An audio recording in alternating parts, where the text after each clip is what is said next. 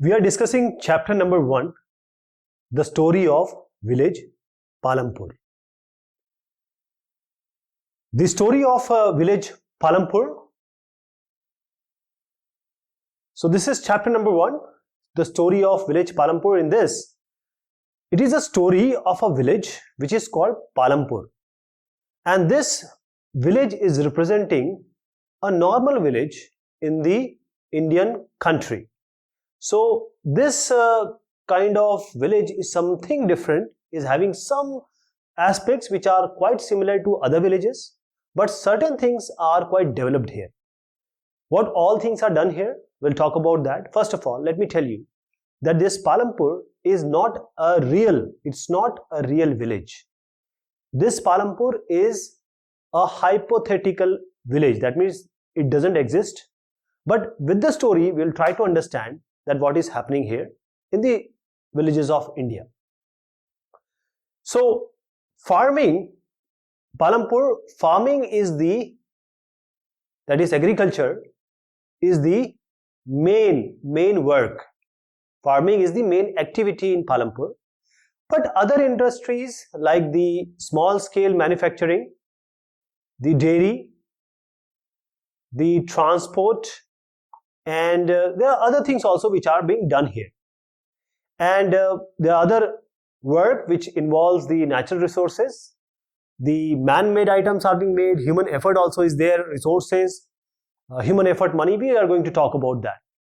First of all, Palampur as a region, as a place, is quite well connected. If you see the roads, this Palampur is quite well connected with the neighboring villages and town. If this is Palampur, then 3 kilometers from Palampur is Raiganj. Now this Raiganj is also a village. So this is a village. This is a big village.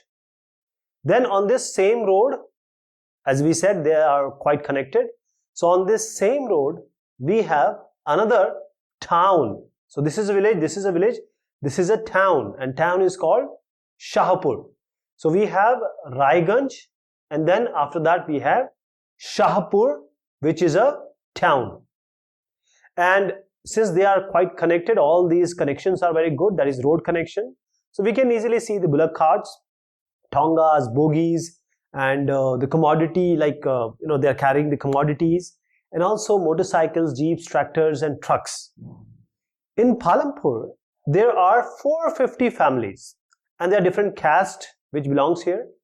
80 people, or you can say 80 upper castes, you can say 80 families belong to the upper caste.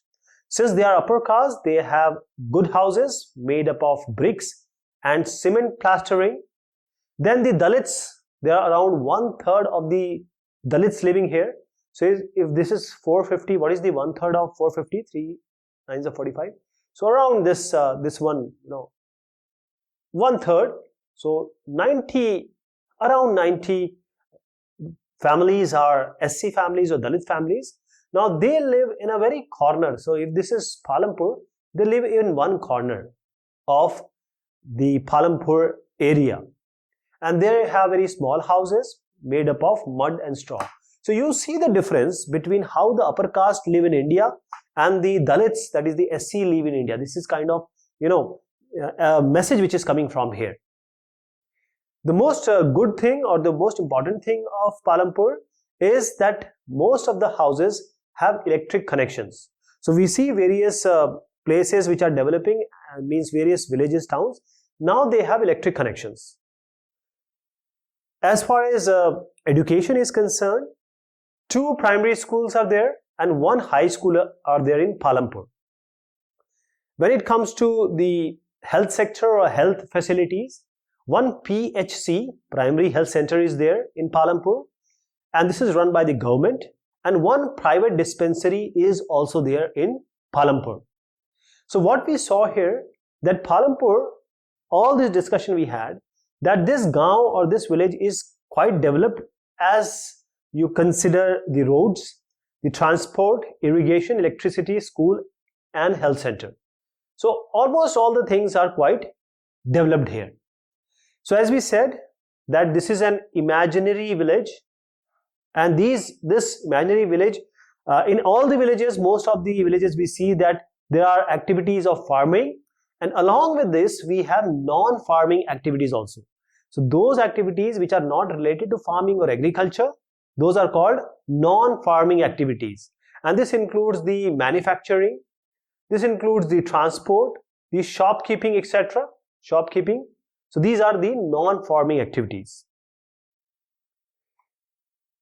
As we said that in Palampur or all the different villages of India, there are production activities which are going on. So production means either you are producing some goods, or you are producing or developing some or giving some services. So whenever this goods and services is involved, that is the organization of production, there are certain requirements. First thing is land. First thing requirement is the land, that is the land, and also the water. Water is the natural resources. We have forests, minerals also providing various natural resources. But the land is very important. The second thing which is required for a production for good or services is the labor. Labor. Now labor can be of two types. Labor can be of two types. Either the physical work is required, that is the physical work labor, or there can be some technical work also. So some skilled type of labor may be required. And then the third requirement for goods and services is the physical capital. That means paisa, money, rupees. This is required.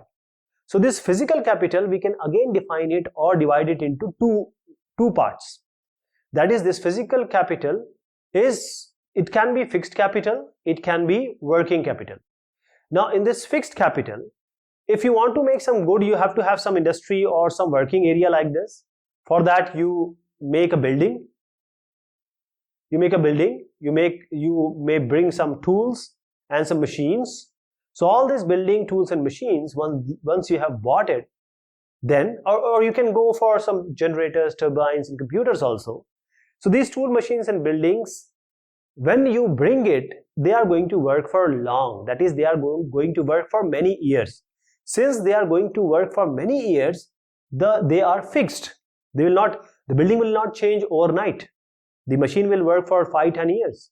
So that is why the money which is involved in making this building, bringing the machine and tools, these are called fixed capitals.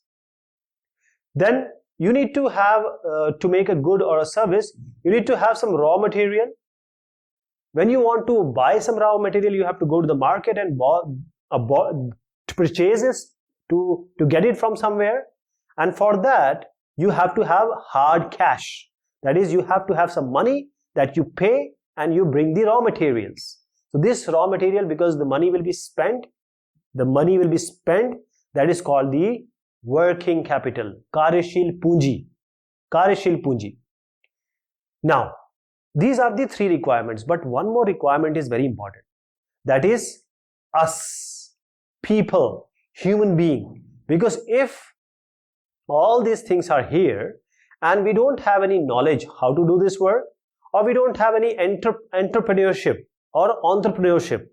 that is, along with this land, labor and this physical capital, we require people, we require entrepreneurship, and we require knowledge of the people.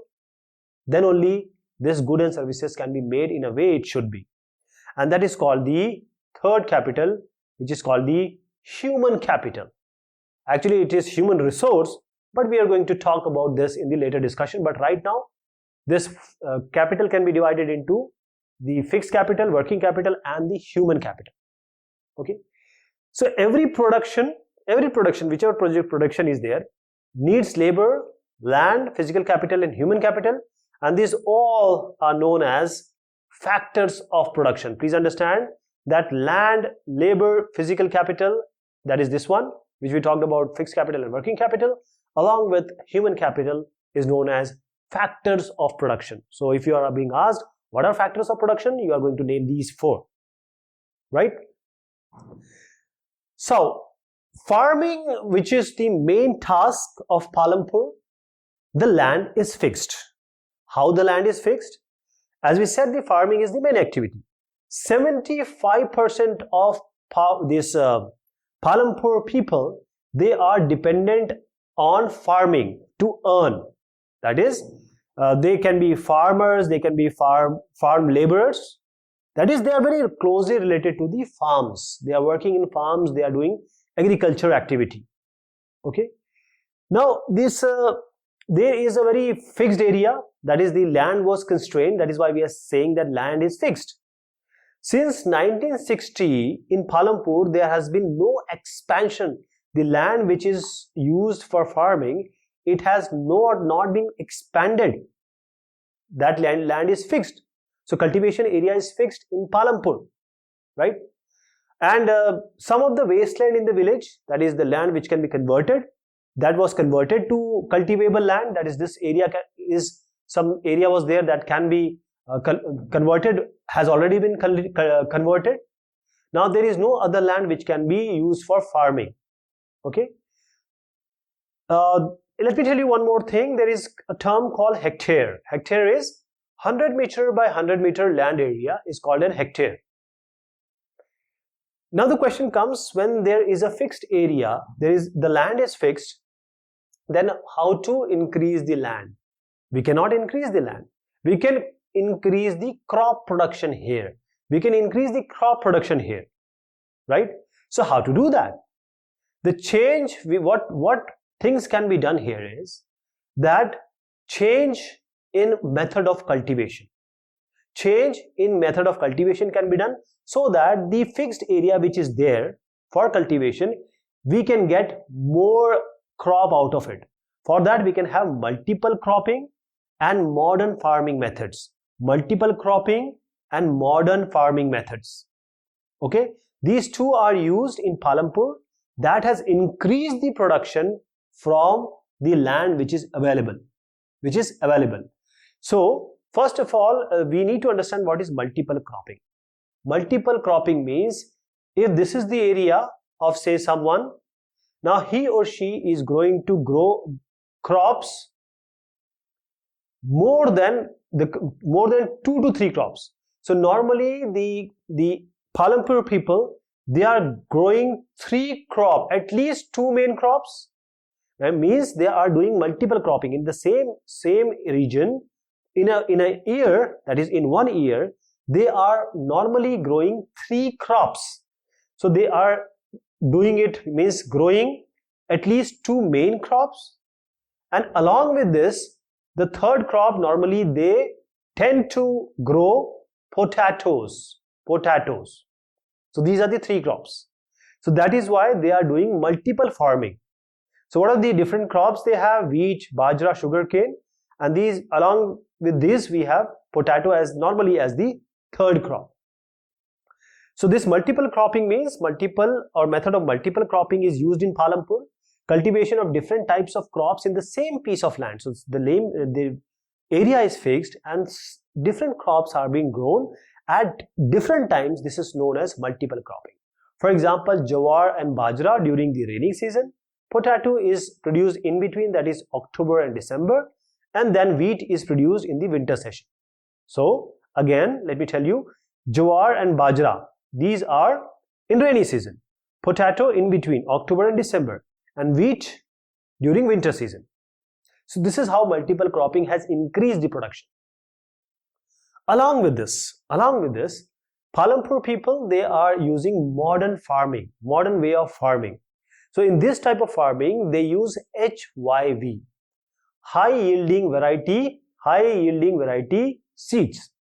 Previously, they were using the normal seeds, and that normal seeds wouldn't require that much of water. It wouldn't require that much of fertilizer, because they will use just cow dung cakes, cow dung which is available, they don't have to buy it. But now, because of modern farming practices, they are using HYV, high yielding variety seeds, and that is why they are able to grow in the same piece of land more amount of food grains. In India, farmers from Punjab, Haryana and Western Uttar Pradesh, they were the first to try this modern farming. Then came the Green Revolution. Now this is very important. Green Revolution, this word has been, it has been used here to let you know that this Green Revolution has come up with all these things. That is, Their green revolution facilitated the cultivation of wheat and rice using HYV instead of the traditional seeds. This HYV, they are capable of producing more amount of grain in the plant. More amount of grain can be produced, right? So this HYV is very important. Now, when this HYV is being used, as I said, the previously used or a traditional method, they don't require that much of water, not that much of fertilizers. But HYV really require lot of water. First of all, lot of water, then chemical fertilizers, then pesticides. All of things are required. That is, plenty of water, chemical fertilizers, and then if you see, pesticides is also required. That means, if Palampur people are going for the modern farming, it includes HYV seeds, a lot of irrigation is required, chemical fertilizers is required, and pesticides. So these all are required, right? Let me just give you a hint of picture which shows that all of these what we discussed. See, modern farming means we need to have HYV seeds, we need to have farm machinery, that is diesel and petrol will be used here. Then the irrigation will be done by the canals, pump sets, and electricity and required, and dam is giving you electricity. Then pesticides have to be used and fertilizers have to be used. So this will be done in modern farming, which is being done here. Okay. Now, what has happened? The thing which has happened, that previously by traditional method, 1300 kilogram of the wheat being produced in Palampur now per hectare. Now this has increased to almost 3 times, 3200 kilogram of wheat per hectare. Okay, so this is the faida, this is the advantage of modern farming, that the same land is producing now higher number or higher value of the wheat or the crop. So will the land sustain? Now the question arises is, now the land will sustain. It has been seen, there are various studies, scientific reports, and these scientific reports have suggested that because we are using the modern type of farming, this land has lost or it is losing because we are using chemical fertilizers. We are using a lot of water. So first of all, the fertilizers, because of fertilizers, the fertility of the land is going down. And when we are using the agriculture, for that we need water. In this case, we are taking the water from tube well, and when you have tube well, it goes inside the land side and it takes the water from the water table. So because of the tube well irrigation, the water table has gone down. Okay, so there is environmental problems here. That is, the fertility has gone. Groundwater is going down and down, and then because we need to restore this fertility, this is also a problem. So we need to have a sustainability. So according to scientific report, the modern farming natural resources we are using overusing we are. Groundwaters, rivers and lakes, they are polluted by the way we are using chemical fertilizers. Groundwater is going down, and chemical fertilizers which we use in modern farming for killing bacteria and other microorganisms in the soil, now these are also creating trouble. So hope you got the idea that we need to have sustainability of land. We can't just have the modern farming like this. Now, how is land distributed between the farmers of Palampur? If you see this picture, there are big lands and there are very small lands. That is, if we take the numbers, we have 450 families. About one third of the 450 families, that is around 150 families, they are landless. They don't have their own land. Okay, this 150 almost these are Dalits, so they have no land for cultivation. And as we see, most of the people, they are engaged in agriculture only. Now, of remaining these things, 450, 150 don't have land. Then 240 families, they have less than or around 2 hectares. that is less than 2 hectares size of land. And cultivation of such plots, they doesn't bring adequate income to the farmer family, so they are just doing it. Okay. Now, when it comes to other farmers, there are farmers which are having more than 2 hectares. Some of them, they are having more than 10 hectares also, and these are just 60 families. So 60 families are there which are having these bigs. These 240 are having these one, and 150 are having none. So this you have to understand, that in most of the Indian region and villages, this kind of situation is there. So this is the first part of our discussion. We'll be taking the discussion of the rest of the part in the next one. Till then, thank you so much and take care of yourself.